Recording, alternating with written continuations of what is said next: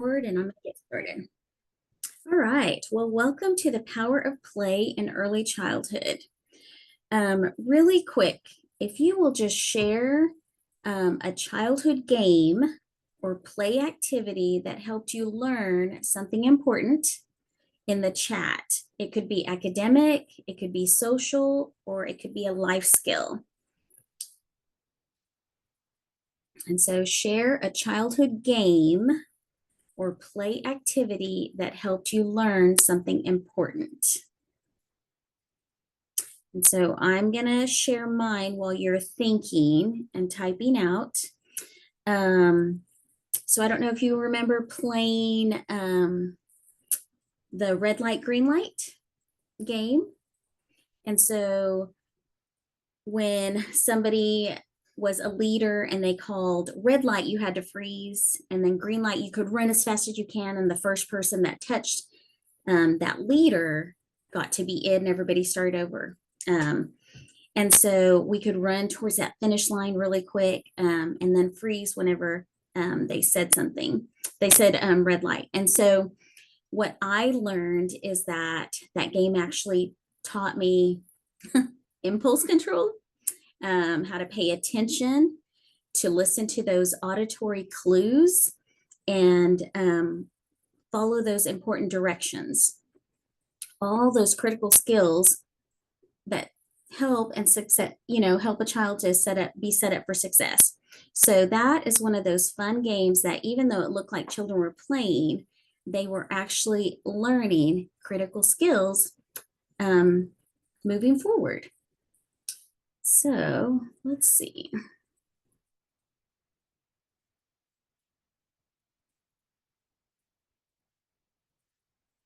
Okay, dominoes. I love that.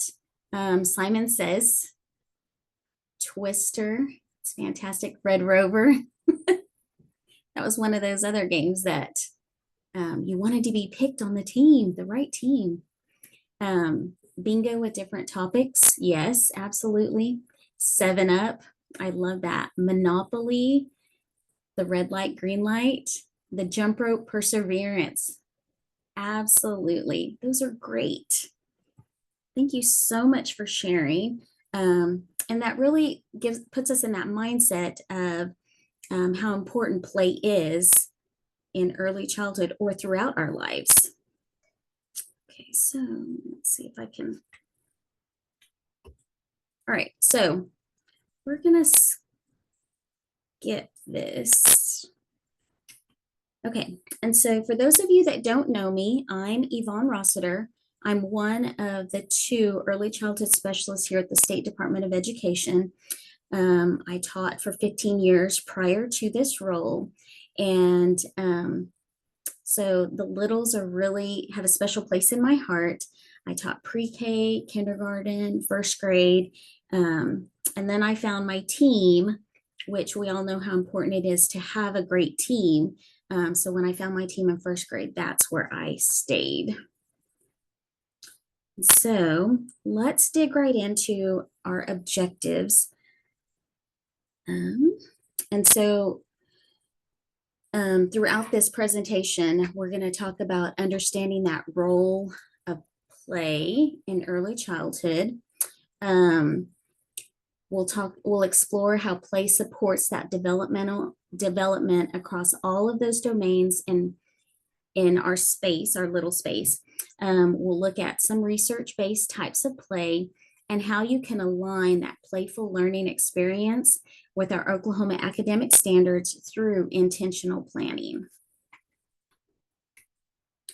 And so in order to do that, we need to understand the roles a little bit better.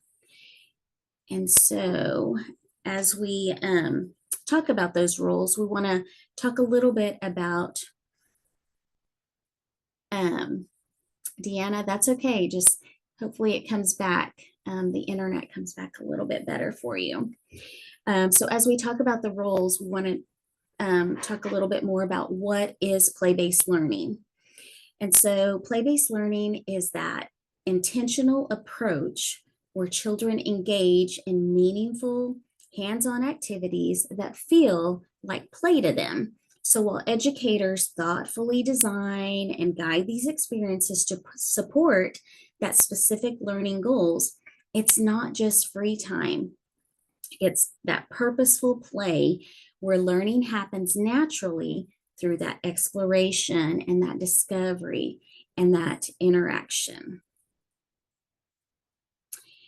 And so in play-based learning, children are active participants who make choices, solve problems, and construct their own understanding, while adults serve as those facilitators. And we observe, we ask those open-ended questions and extend that learning opportunity. So, for example, when children are building those blocks, they're not just stacking, they're exploring those concepts like balance, measurement, patterns, and that spatial relationships. And so we might extend their learning and by asking, what do you think if we add one more block, or even introduce that vocabulary, like if we add one more block, will it get shorter or taller? Or if we add 2 blocks, is it still going to be stable? And so these are vocabulary words that we typically can introduce during those activities. And so the key difference is that learning objectives are embedded within those activities that children find engaging and enjoyable. And children don't realize that they're doing those math concepts when they're sorting those little colorful bears by attributes, or when they're working on literacy, when they're creating stories in that dramatic play center. They approach This approach honors how young children naturally learn through their senses, through that movement, and through social interaction, and through those hands-on exploration activities.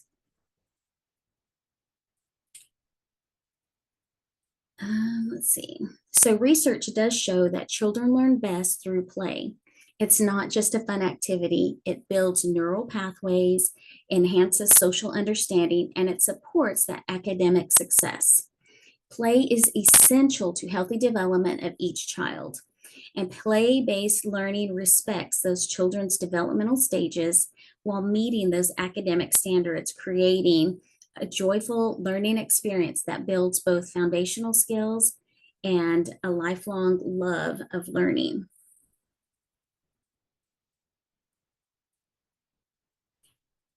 So let's talk about those developments, domain developments.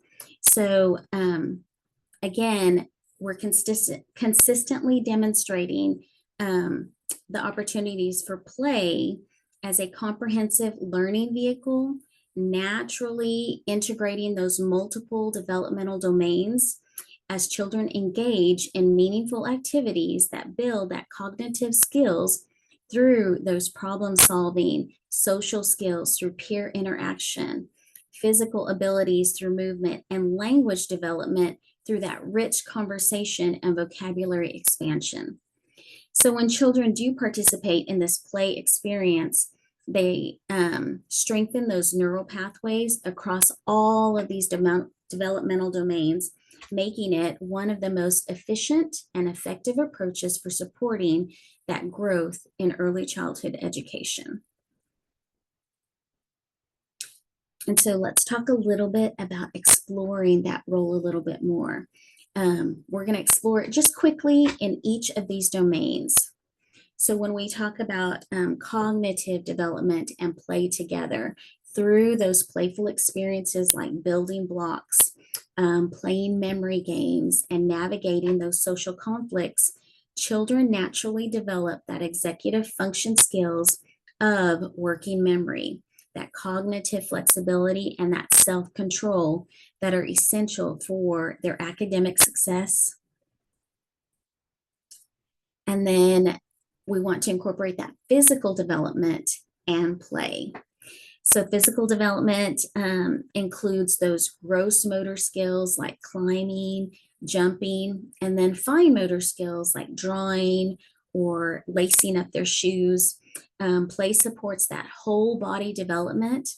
And then those play activities naturally strengthen children's physical development as they engage their large muscle groups through climbing, running, jumping, while simultaneously refining those small control muscles through manipulative skills like using little tweezers, threading their beads, or even drawing. That creates a comprehensive foundation for both athletic abilities and academic skills. And then our social development and play. This type of play with social development supports cooperation with our peers, sharing with others, taking turns, conversations, and those basic friendship skills that are a part of that social development that we want our children to have when they're interacting with their peers and really others in general. And then that language development.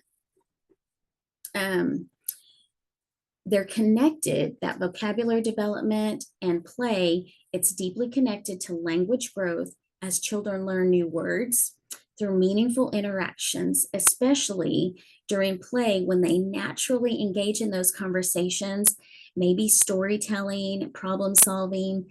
Play provides that rich, authentic context for children to hear, to practice, to internalize that language, strengthening both their expressive and receptive vocabulary skills. And so now we want to dig into the different types of play.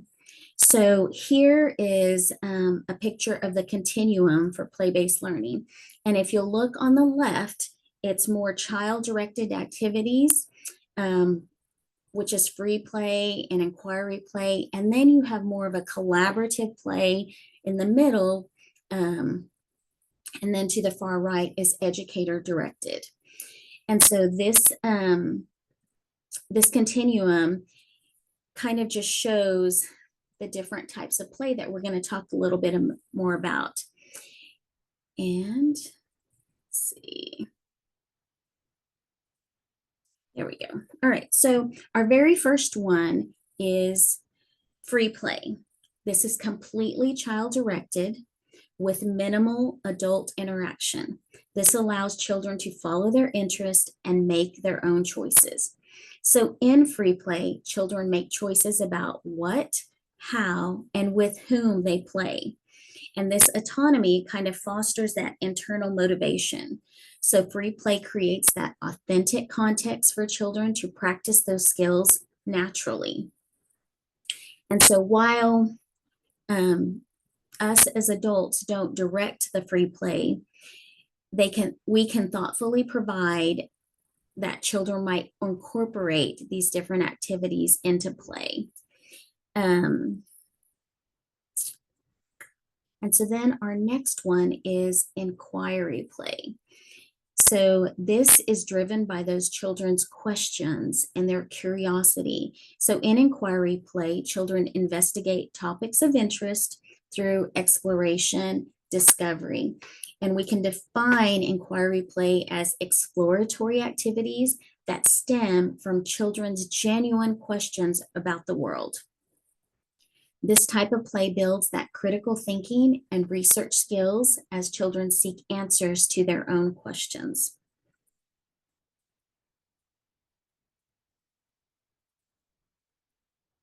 And then our third type of play is collaborative play, which this one involves where children are working together towards a shared goal. This type of play requires negotiation, communication, and consensus building as children coordinate their ideas and actions. Research in 2022 showed that collaborative play creates particularly rich contexts for oral language development as children explain their thinking, listen to others, and build on each other's ideas. So, for example, when children work together to build a block city or create a dramatic play scenario, they engage in that complex language exchanges. So when children understand others' perspectives, they can better understand the character motivations in the stories, and that those communication skills are being built. And our fourth type of play is playful learning.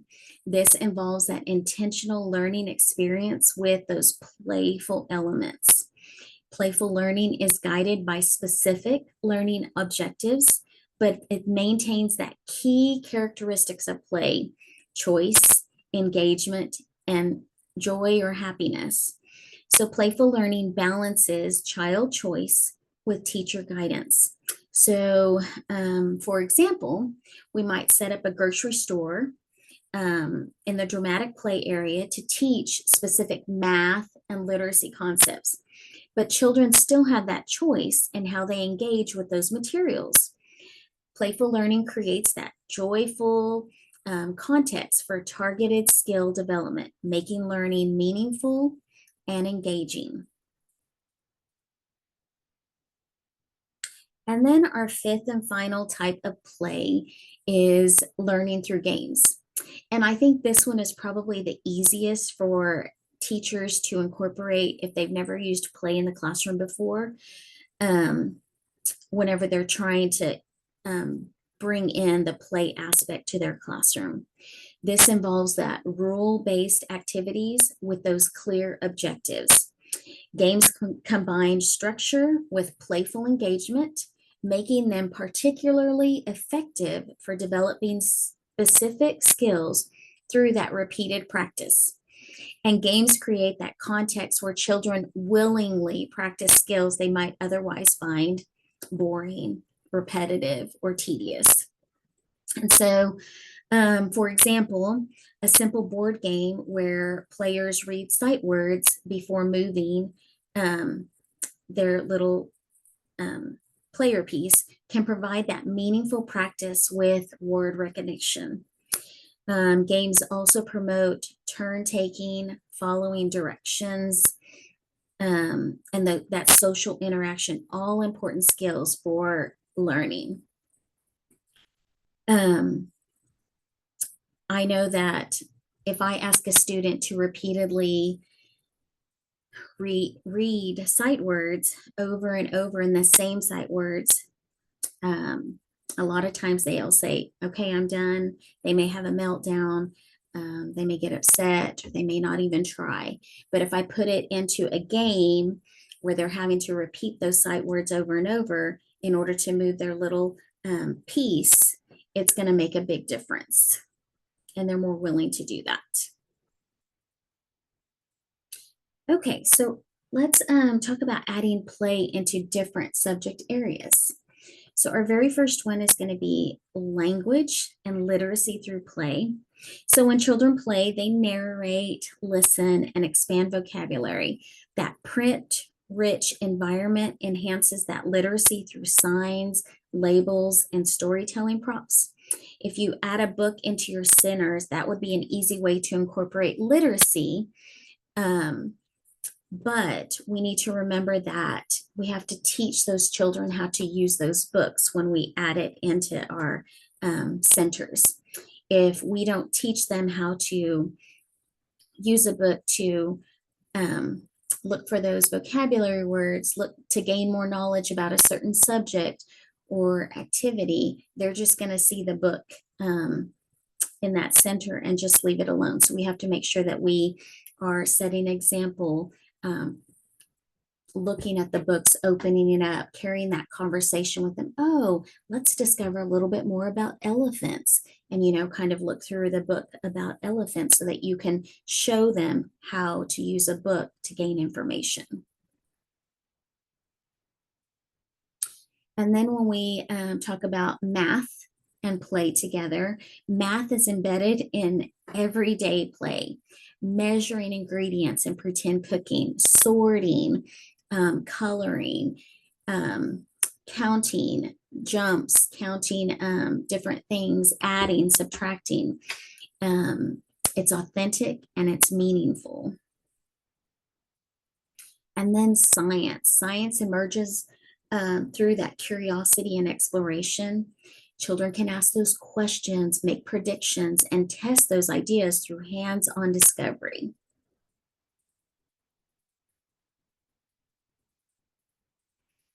And then play and problem solving.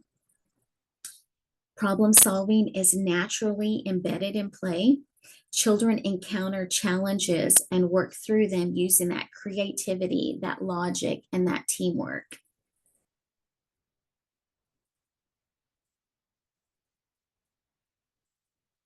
And so, how do we integrate play when we talk about standards? We can meet our academic standards through playful learning by choosing materials and interactions that target developmental goals while keeping that experience happy, joyful, exciting, all of those things. And so we want to make sure that we're creating that playful, rich environment, which would include accessible materials, opportunities for open-ended exploration, and a space that encourages that collaboration and that independence.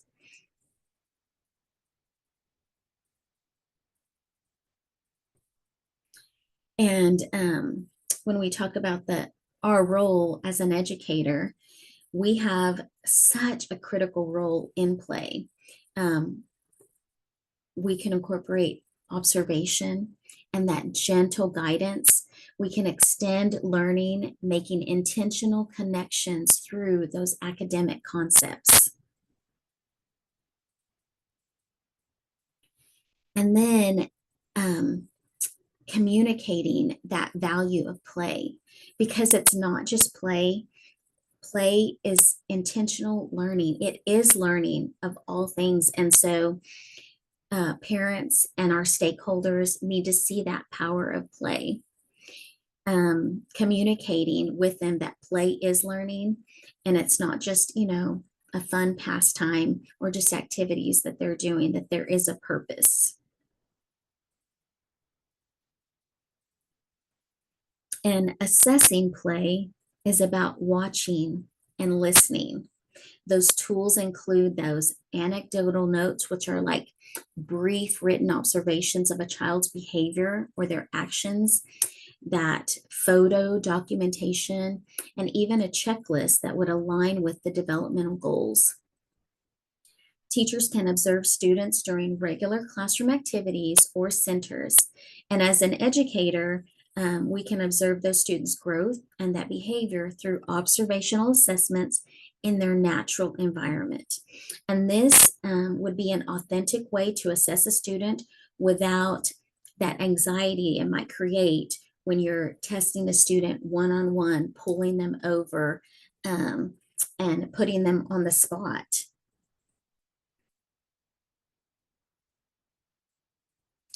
And then some challenges that we all talk about is that there's not enough time, that constraint. But an easy way for us to overcome that barrier, like time and academic pressure, is by designing playful, purposeful activities that integrate multiple standards, allowing children to meet those learning goals across all subjects in one engaging experience.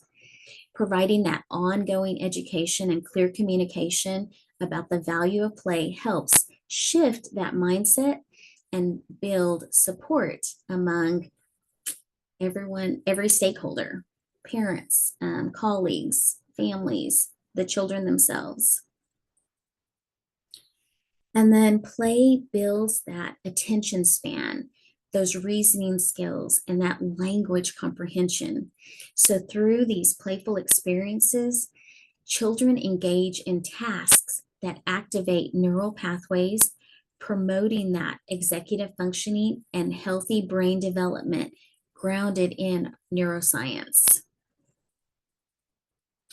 And so, here are some ways to make playful purposeful.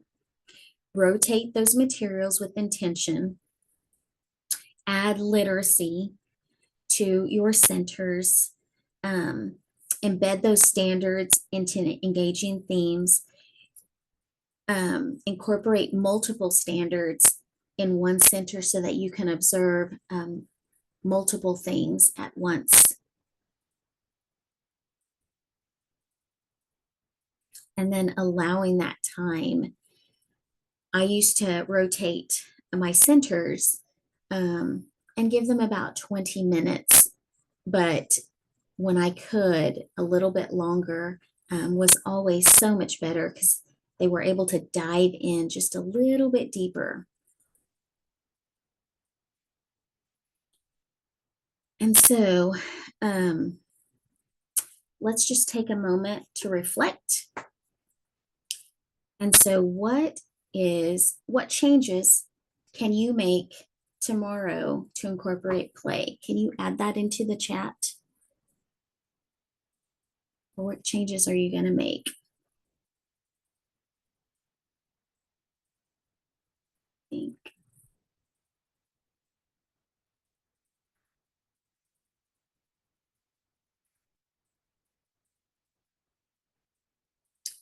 And so if you haven't used play in your classroom before, and the easiest thing to do is use the learning through games, which are already pre-made activities. Lakeshore Learning has tons of those that already have the objectives, the rules, and it would just be you teaching them to the kids. Yeah, I intend to. Magnetiles for CVC, word practice by writing letters. Good. So what change could you make tomorrow to incorporate play into the classroom was the question I asked.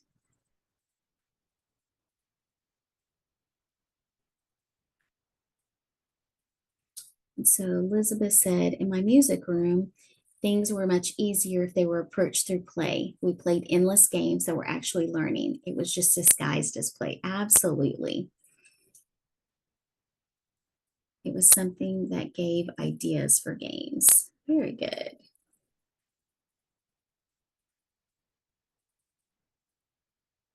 Music sticks to practice all types of skills. How fun. Okay, and so let's talk about that intentional planning for those playful experiences. Adding craft materials, yeah. Building those fine motor skills with those craft materials is great. And so if we take a moment and just look at a teacher's role, we know that we have such a large role, multiple roles. And so one of our roles would be to model, show them how to play in a center, maybe even taking a moment and thinking out loud, oh, I'm thinking that maybe I should put all of the vegetables over here and the fruit over here. And you're thinking out loud to give them ideas and a purpose as they expand their learning and vocabulary. And then another teacher's role could be as a planner. You're planning and you're preparing that environment for learning, creating those routines are very important. And as a facilitator, you're ensuring that every child has that opportunity to express success and learning. Watching for those teachable moments when the child is on the brink of learning something new. We always look for those, don't we? And then as an observer, watching from a distance or quietly to see what's going to happen next, or to see if they're going to, have an aha moment. And then the support system, giving them more ideas, extending their vocabulary, asking them those continuing questions. And then as a questioner, asking multiple questions, extending that child's learning opportunity. And so, but where do we begin whenever we're starting this journey? So we want to begin with the learning goal or the outcome. And so the question that you would want to ask yourself when you're starting this is, what do you want students to accomplish during this time? What is your goal?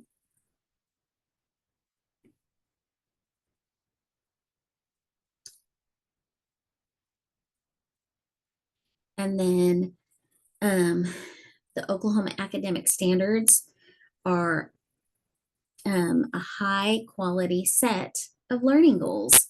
And so if we look at our learning goals, then we can decide what we need to teach them, what is our outcome, and then incorporate developmentally appropriate practices, including that guided and purposeful play activity. I'm going to skip over this and this. And so then we have our learning goal. We want to identify that activity that will support the students in accomplishing their learning goal. How will this goal be accomplished? When you break it down like this, it doesn't seem too hard to write lesson plans. It's not overthinking it. And so then our last portion is consider our environment. How can we set those students up for success? And so we want to make sure that the environment is well planned out. We want to consider those materials, the space, the time constraints, and the number of children in each center, and then making sure that we have those procedures and those routines in place so that it goes smoothly. I know that there were a few times that I had to bring in hula hoops so that each child had their defined space. So that way they could learn how to parallel play next to each other. And then when you take that away and then pairing them, obviously pairing them together with an activity and then growing it from 2 to 4 kids. So it was creating that routine, that procedure, but it was in baby steps. And then we can integrate play into our centers, our outdoor classrooms, themed activities to target those learning goals.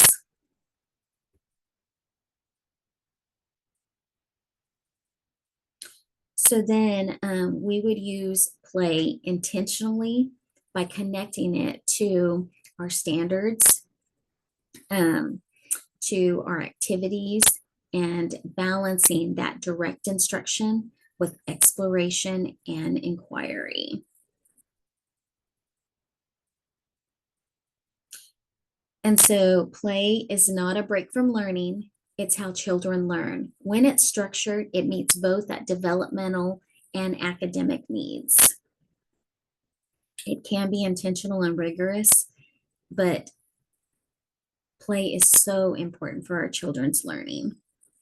And so just really quickly, a recap: steps to take: decide on a goal from any of the learning domains. Consider which type of play is best suited to your outcome. Design that experience, keeping in mind the characteristics of playful learning. And then you're monitoring and you're adjusting as needed. Maybe you need to have children that are gifted and you have to change up the centers just a little bit more, adding a little bit more, just monitoring, adjusting to make sure that each child is continuing to grow and learn. And then I have here's a resource for you.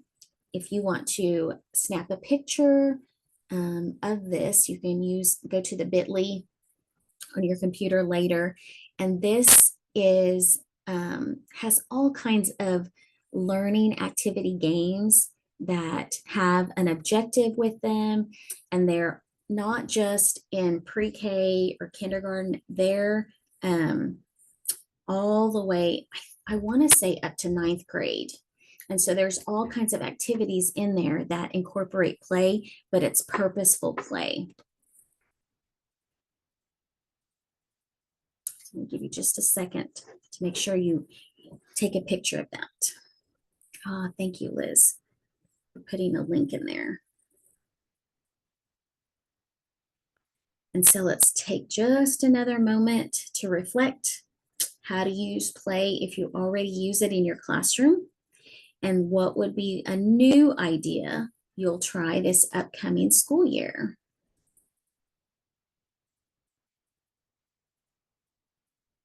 You're welcome, Deanna.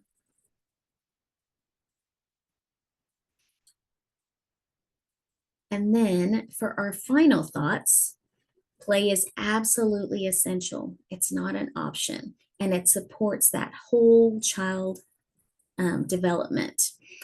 And it makes a difference whenever you incorporate play into your classroom, into your activities, into your standards.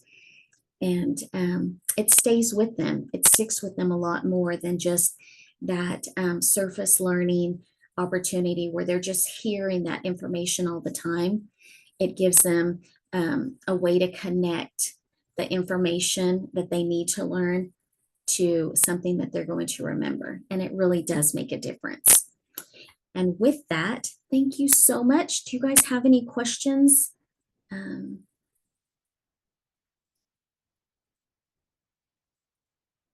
Ramona said, I use centers, play to reinforce those skills that we've already covered. This lets students put those skills into action. I love that. Okay. Well, that is all I have this evening. I guess unless you guys have any questions or something that you want to share. Thank you so much for taking time out of your evening, especially now that school's getting ready to be back into session and you have 1,000 things to do before then. So I appreciate you guys being here so much.